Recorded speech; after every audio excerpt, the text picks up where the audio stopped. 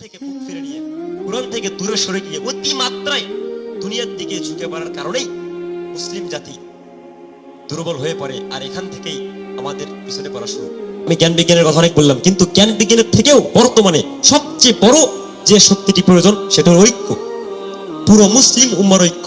আল্লাহ বলছেন পবিত্র কোরআনে সূরা ইমরান অধ্যায় নম্বর 3 আয়াত 103, আল্লাহ বলেন ওয়াতাসিমু বিহাবলিল্লাহি জামিআ ওয়ালা তাফাররাকু।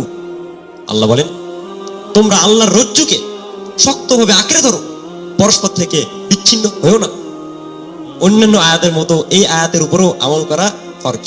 ফরজ মানে বাধ্যতামূলক, আপনাকে ঐক্য বজায় রাখতেই হবে। সম্মানিত উপস্থিতি, আমি আমার লেকচারে বলেছি এবং ইতিহাসের সাক্ষী যে যখন মুসলিমরা ঐক্যবদ্ধ ছিল তখন তারা এই বিশ্বে জ্ঞান বিজ্ঞানে এবং বিশ্ব রাজনীতিতে নেতৃত্ব দিয়েছে।